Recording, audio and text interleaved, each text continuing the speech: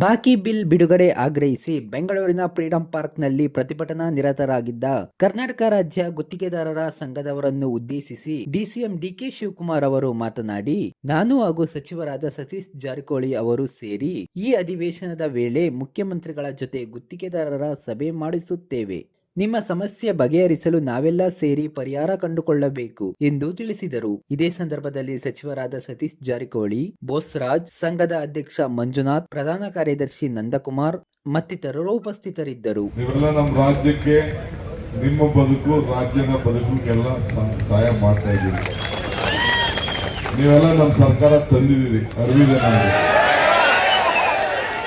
ನಿಮಗೇನು ದುಡ್ಡು ಕೊಡಬಾರ್ದು ಅನ್ನೋದು ಏನಿಲ್ಲ. ನೀವು ಮಂಜುನಾಥ್ ನ್ಯಾಯ ನೋಡ್ತಾ ಇದ್ದೀನಿ. ಒಂದೊಂದು ಗಂಟೆಗೆ 3 ತಿಂಗಳಿಗೆ ಪೇಪರ್ಗೂ ಒಂದು ಸ್ಟೇಟ್ಮೆಂಟ್ ಕೊಡ್ತಾ ಇರ್ತಾರೆ.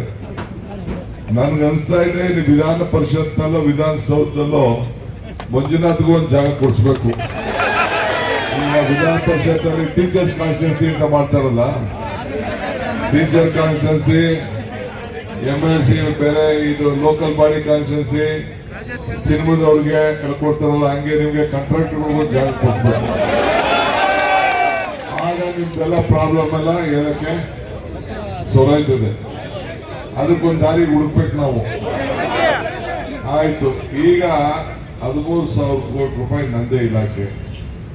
ಈಗ ನಿಮ್ಗೆ ಗೊತ್ತಿದೆ, ಬೋಸ್ರಾಜು 3,000, ಇವ್ರದ್ದು ಒಂದು 8,900, ಒಟ್ಟು 37,000 ಇದೆ. ಇದು ನಿಮ್ಗೆ ಗೊತ್ತಿರೋ ಲೆಕ್ಕ ಅಷ್ಟೇ.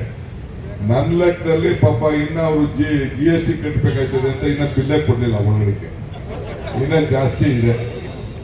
ನಿಮ್ ನೋವು ಗೊತ್ತಿದೆ. ಈಗ ಮಂಜುನಾಥ್ ಹೇಳ್ತಾರೆ ಹಳೆ ಕತೆ ಹೇಳ್ಬಿಡಿ ಅಂತ.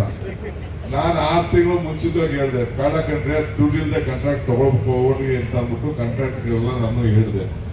ಪಾಪ ಯಡಿಯೂರಪ್ಪನವ್ರು ಬೊಮ್ಮ ಏನ್ ಮಾಡಿದ್ರು, ದುಡ್ಡು ಇರ್ಲಿ ಇಲ್ದ ಹೋಗ್ಲಿ, ಕೆಲಸ ಕೊಟ್ಟಿದ್ದೆ ತಗೊಂಡಿದ್ದೆ. ನಿಮ್ಗೂ ಬೇಕಾಗಿತ್ತು, ಅವ್ರಿಗೂ ಬೇಕಾಗಿತ್ತು. ಹಂಗೆ ನೀವೆಲ್ಲ ತಗೊಂಡು ಕೆಲಸ ಮಾಡ್ಬಿಟ್ಟು ಈಗ ನಮ್ಮ ಎದೆ ಮೇಲೆ ಕೂತಿದ್ದೀವಿ. ಈಗ ಇರ್ಲಿ, ಇದಕ್ಕೆ ನಾವು ಮಾತಾಡ್ತೀವಿ. ಇದಕ್ಕೆ ಏನಾದ್ರು ಒಂದು ರೂಪ ಕೊಡಬೇಕು. ಇದು ಬರೀ 37,000 ಅಲ್ಲ, ಏನಾದ್ರು ಮಾಡಿ ಮಿನಿಮಮ್ ಒಂದು 50,000 ಇದಕ್ಕೊಂದು ಯಾವ್ದಾದ್ರು ಬಾಂಡ್ ಮುಖಾಂತರ ಏನಾದ್ರು ಒಂದು ಮಾಡಿ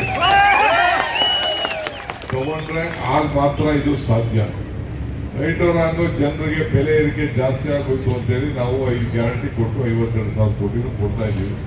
ನಮ್ಮ MLA ಗ್ಯಾರಂಟಿ ಮಾಡ್ತಾ ಇದ್ವಿ. ಆದ್ರೂ ಕೂಡ ನಮ್ಮ ರಾಜ್ಯದಲ್ಲಿ ಒಳ್ಳೆ ಬಜೆಟ್ ಕೊಡ್ತಾ ಇದ್ದೀವಿ. ಈಗ ನೋಡಿ, ಹೆಂಗೋ ಅಷ್ಟೋ ಇಷ್ಟೋ ಮುಖ್ಯಮಂತ್ರಿಗಳು ಬ್ಯಾಲೆನ್ಸ್ ಮಾಡಿ ಒಳ್ಳೆ ಬಜೆಟ್ ಮಂಡಿಸಿದ್ರು.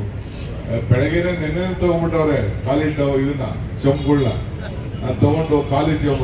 ನಿರ್ಮಲಾ ಸೀತಾರಾಮನ್ ಏನ್ ಕೊಟ್ರು ನಮ್ಗೆ? ಏನ್ ಕೊಟ್ರು? ಖಾಲಿ ಜಂಬಲ್ಲ, ಖಾಲಿ ಬಿಂದಿಗೆನೆ ಕೊಟ್ಬಿಟ್ರು. ಖಾಲಿ ಬಿಂದಿಗೆ ಕೊಟ್ರು. ಆಗ ಇವ್ರು ಯಾರು ಏನು ಮಾತಾಡ್ಲಿಲ್ಲ.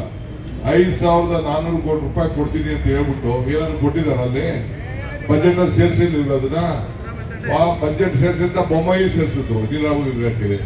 ಇಲ್ವಂದ್ರೆ ಇದಿರಲ್ಲ ಕೆಲವರೆಲ್ಲ ನಮ್ಮ ಅಪ್ಪರ್ ಭದ್ರಾ ಪ್ರಾಜೆಕ್ಟ್ ಅವರು ಏನು ಬರಲಿಲ್ಲ. ಹಂಗೆ ಇವತ್ತು ಕೂಡ ಬೆಂಗಳೂರಲ್ಲಾಗ್ಲಿ ಯಾವುದಕ್ಕಾಗ್ಲಿ ಹಣನೇ ಇವತ್ತು ಅವರು ಬಿಡುಗಡೆ ಮಾಡ್ತಾ ಇಲ್ಲ. ಇರ್ಲಿ, ಅದನ್ನ ಅವರು ಮಾಡದೆ ಹೋಗಿ ನಮ್ಮ ಡ್ಯೂಟಿ ನಾವು ಮಾಡಬೇಕು. ನಾನು ಈಗ ಏರೋಸ್ಪೇಸು ಇದಕ್ಕೆ ITPL ಹೋಗ್ಬೇಕು. ಅದಕ್ಕೆ ಟೈಮ್ ಲೇಟ್ ಆಯ್ತದೆ ಅಂತ ಈ ಮೆಟ್ರೋನ ರೈಲ್ ನಿಲ್ಸ್ಕೊಳ್ಳೋಕೆ ಕೂತಿದ್ದೀವಿ. 1 ನಿಮಿಷ ಹತ್ತು ಹೋಗ್ಬೇಕು. ಮಿಕ್ಕಿದ್ದು ನಮ್ಮ ಸತೀಶ್ ಇರ್ತಾರೆ, ನಮ್ಮ ಬೋಸ್ರಾಜ್ ಇರ್ತಾರೆ. ನಾನು ನಿನ್ನೆ ಮಂಜುನಾಥ್ ಹತ್ರ ಮಾತಾಡಿದ್ದೀನಿ. ಕೂಡಲೇ ಈ ಸೆಷನ್ ಒಳಗಡೆನೆ ಕಾಂಟ್ರಾಕ್ಟರ್ ಅಸೋಸಿಯೇಷನ್ ಅವ್ರಿಗೆ ಮುಖ್ಯಮಂತ್ರಿಗಳ ಹತ್ರ ನಾನು ಸತೀಶು ಸೇರಿ ಒಂದು ಮೀಟಿಂಗ್ ಅಂತೂ ಮಾಡಿಸ್ತೀನಿ. ಏನ್ರಿ ಸತೀಶ್, ನಮ್ಮ ಜವಾಬ್ದಾರಿ. ನಿಮ್ಮನ್ನು ಬಿಟ್ಟಾಗ ನಾವು ನೀವು ಇಬ್ರು ನೀವು ನಮ್ಗೆ ಬಿಡಂಗಿಲ್ಲ, ನಾವು ನಿಮ್ಗೆ ಬಿಡಂಗಿಲ್ಲ. ಈ ಪೇಪರ್ ಸ್ಟೇಟ್ಮೆಂಟ್ ಎಲ್ಲ ಕೊಡೋದು ಬಿಟ್ಬಿಡಿ.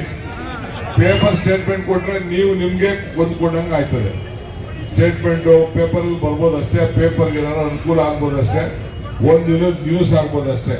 ಅದರಿಂದ ಏನು ಪ್ರಯೋಜನ ಆಗೋದಿಲ್ಲ. ನೀವು ಬನ್ನಿ, ನಮ್ಮ ಹತ್ರ ಮನೆ ಒಳಗಡೆ ಕೂತ್ಕೊಳ್ಳಿ, ಚರ್ಚೆ ಮಾಡಿ, ಏನ್ ಬೇಕಾದ್ರೂ ಗುದ್ದಾಡಿ, ನಾವು ಚೀಫ್ ಮಿನಿಸ್ಟರ್ ಕರ್ಕೊಂಡು ಹೋಗಿ ದುಡ್ಡು ಯಾವ ರೀತಿ ತರಬೇಕು, ಏನಾದ್ರು ಒಂದು ದಾರಿ ಹುಡುಕಿ ಸಹಾಯ ಮಾಡೋಣ.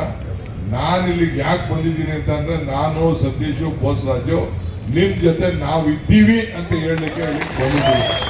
ಇಷ್ಟು ಮಿಕ್ಕಿದ್ ಮಾತಾಡೋಣ. ಒಳ್ಳೇದಾಗ್ಲಿ. ನಿಮ್ ಸಮಸ್ಯೆಗೆ ಆದಷ್ಟು ಜಲ್ದಿ ಪರಿಹಾರ ಹುಡುಕ್ತೀನಿ.